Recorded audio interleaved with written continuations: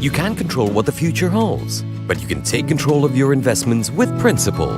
Whether your goal is to enjoy a comfortable retirement or to secure your financial legacy for future generations. After all, your future and aspirations are worth investing in.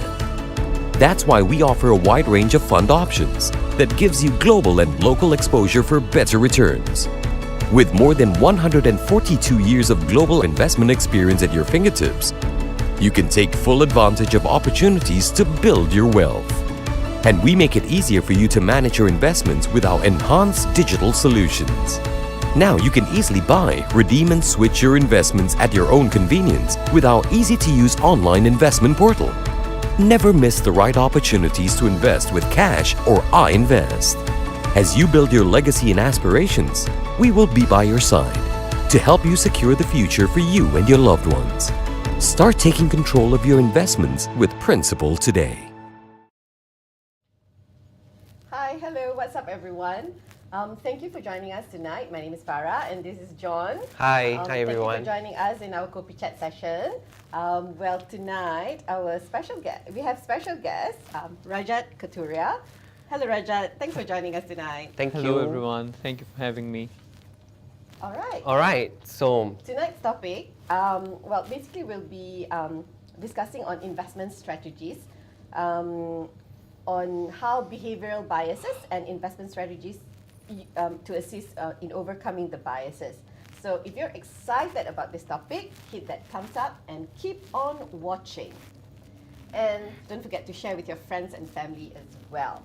Okay. So, as usual, John has something for us. So before we begin the questions and answers from Rajat, I have actually a couple of coffee trivia questions that I prepared for you guys. So are you ready? Sure. All right. So trivia number one. How many espresso beans are required to make 1 cup of espresso? Is it A, 22? Wait, sorry. B, 42, C, 60, or D, 80? C. C, 60. Rajat? I would guess 42. Okay, so the right answer is 42 beans. Woohoo! Rajat. What was my answer? 60. Oh, coffee for me. Okay, drink a cup of coffee. Okay, second trivia. How long does it take for a coffee tree to reach maturity? So is it A, 8 years, B, 2 years, C, 5 years, or D, 3 years? Repeat that again. How long does it take for a coffee tree to reach maturity? A is 8 years. 8 years. B, 2 years, C, 5 years, or D, 3 years? I'll go for the longest. 8 years. Yes. Rajat? I used to think it's a couple of months, so I'll go for 2 years. 2 years. Minimum. Okay, all wrong, all wrong. Oh. It's actually 5 years. Wow. Oh, okay. Okay, last trivia.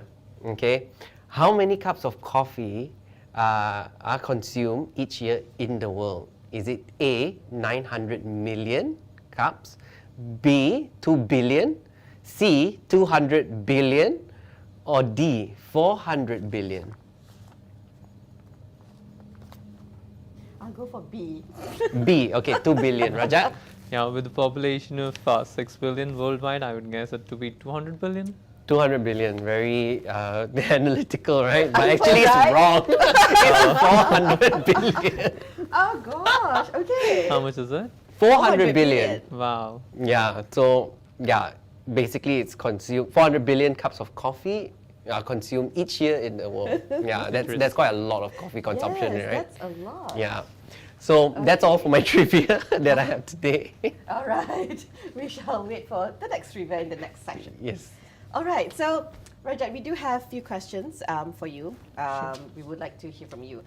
So my first question on this topic, what are some behavioral biases novice investors suffering from? Mm-hmm. So I think although there are several biases, there are a few that stand out. First is conservatism, which is underweighting or underreacting to new information about an asset that deviates from its trend. Continuing to buying the dips when the economic fundamentals have deviated. The rationale is, I have This has worked before and this will continue to work in the future. The next is the confirmation bias, which is the opposite of conservatism and is essentially overweighting the information that conforms to your previous beliefs. And then again, the novice investors tend to hold that previous beliefs. And then comes the representativeness, which is extrapolating the trends, which is to say the toilet roll sales that happened during the pandemic will continue to go up, or the oil prices will continue to plummet. Funny for you to mention toilet roll sales. I think we have a lot of chicken problem, e-commerce, boost in Yeah. e-commerce sales as well, Yeah. you know, since the pandemic. And that obviously contributes to, well, social and economical influence as well, right? They Yeah. do. Yeah. And, So, and yeah. so it's like behavioral biases is, you know, there's behavioral biases as well in investment. And all this while, you know, we only thought like, hey, you know, buying your clothes or, you know, fashions, when we talk about fashions, right? Like, and, or other retail purchases, you know, there's behavioral biases, but we're talking about investment. Indeed. Yeah. Yeah. So my next question, right? So how can an investor overcome these biases? Well, I would say acceptance is the first step towards progress. Then it takes discipline and knowledge. In fact, professional money managers like us exploit these behavioral biases systematically with the use of what we call factor investing. Example, value, a form of factor, works precisely when the cheap securities get too cheap and the expensive ones get little too expensive. Right. Okay.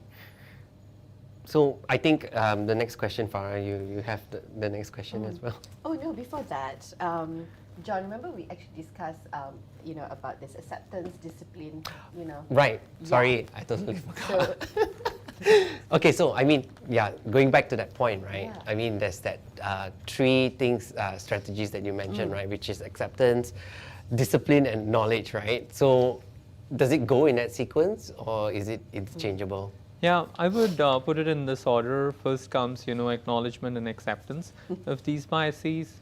Then comes acquiring knowledge, and then lastly having the discipline to apply that knowledge systematically. Right. okay, all right. All right, so this brings us to our next questions. So what is factor investing? Well, formally, factor investing is an investment approach that involves targeting specific drivers of return across asset classes. These include value, momentum, and other style factors across different asset classes. Investing in factors can help improve portfolio outcomes, reduce the volatility, and then improve the diversification. So factors are foundational to assets, just as nutrients are the foundation of food. We need food mainly for its macronutrients. Of course, there are gastronomical pleasures. Likewise, returns from asset emanate from exposure to different underlying risk factors. Okay. Great, thank you, Rajat. So we will now take a short break.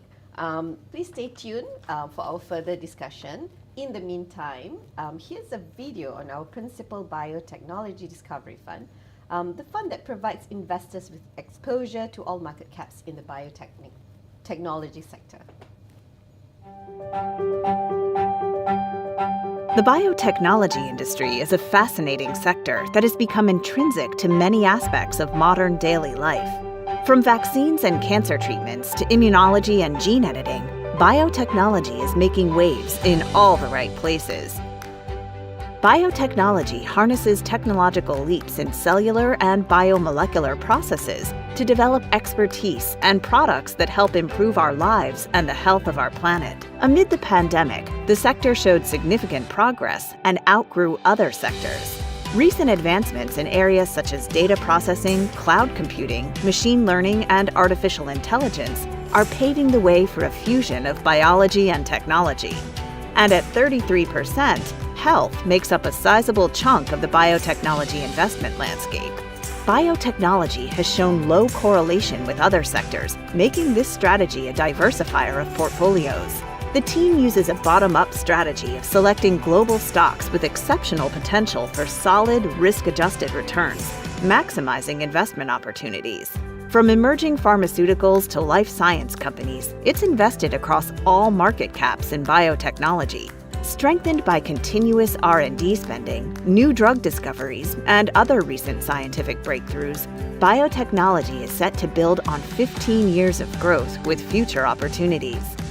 Franklin Equity Group's investment specialist team leaders average over 17 years of experience with deep industry coverage across all market caps and styles. Headquartered in the Bay Area of San Francisco, a place numerous leading biotech companies call home, the investment team keeps their finger on the pulse of innovation. The Principal Biotechnology Discovery Fund. Tomorrow's discovery is today's opportunity. Biotechnology, the building block of a new world.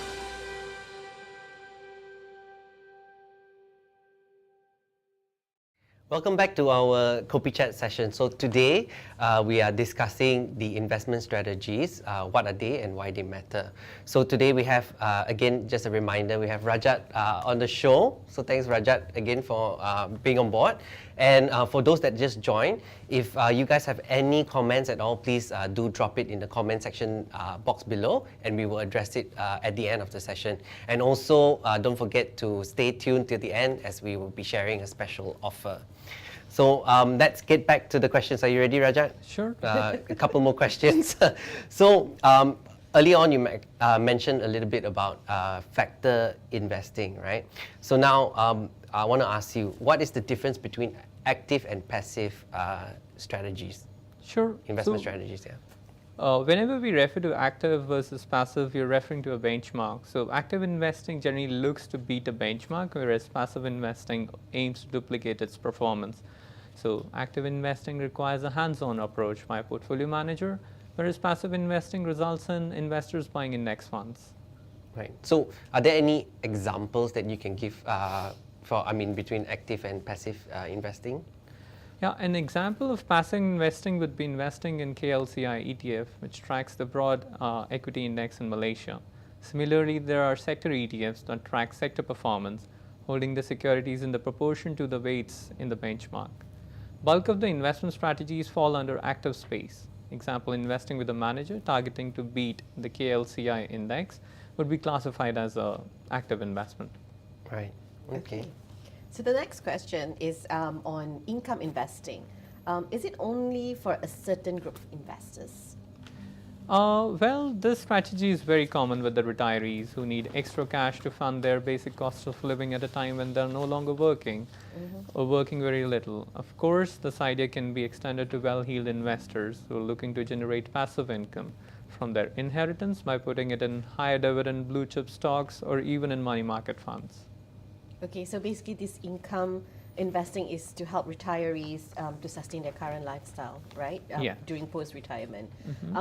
It's basically just like our principal decumulation solutions that we just launched back in April. Okay. Yeah. Right. Okay. So the next question, right?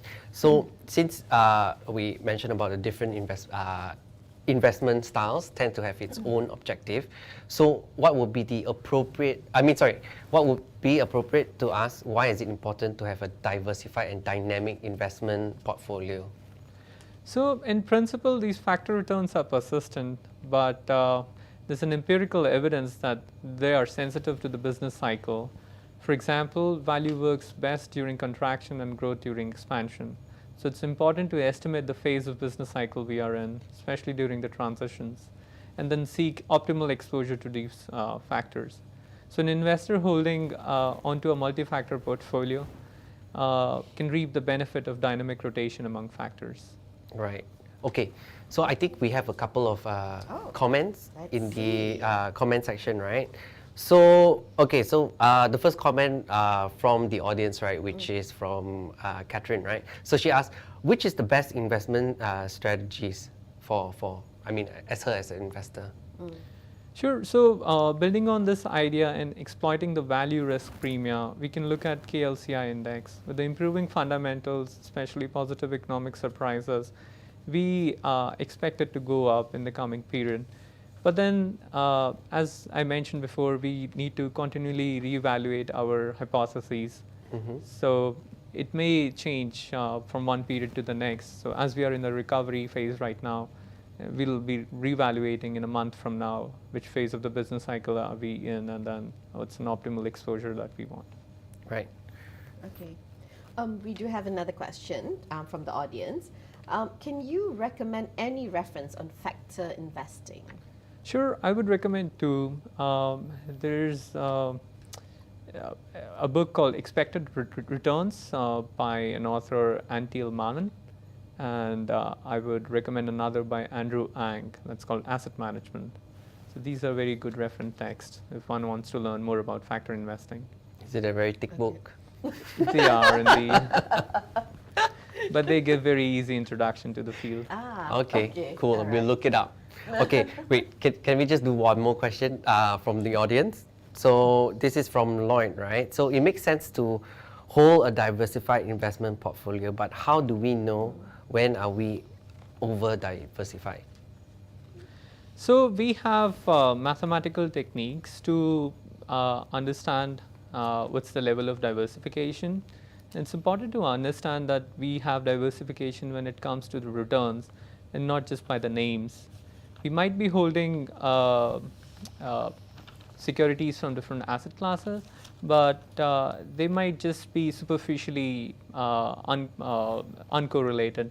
So we got to look into the return streams from different securities to concretely understand whether they are correlated or they are uncorrelated and providing diversifying our portfolio. All right. Okay. So any last sort of comments or advice for the audience audience out, or maybe us as well, you know? Sure. So as I mean, I'm a big proponent of game theory. So all of us suffer from these biases, the behavioral biases. We are humans at the end of the day, and then we can win only when we are disciplined and then acquire knowledge and systematically exploit that knowledge. Right. Okay. Okay, so Farah, you have any Okay. last words? Well, I guess we have come to an end. Oh wait, session. before I think before we actually cut off, we actually have that special offer as well. You know, I Yes. think with all the strategies that Rajat has presented, I think those people that who are interested to actually begin investing can actually do so through our online portal itself. So it only takes 4 easy steps to actually create an account.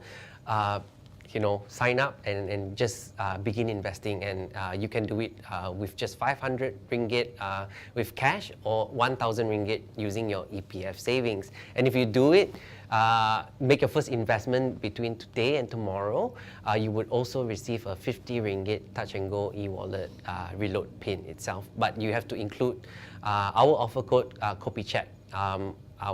We will link everything in the description box, the comment box down below. So please take a look at what we have to offer. Yep. So Okay. yeah. Farah, anything you want to mention as well? Yes. Okay. So please follow us on Facebook for more investment tips and also to know when is our next FB Live session. All right. So I guess until the next time, when you drink coffee, think of Principal, your investment and retirement partner. Thank you, Rajat. Thank you, for Rajat. coming on Thank you, board. guys. Thank you, everyone. Thank you. Good everyone. night. Good night.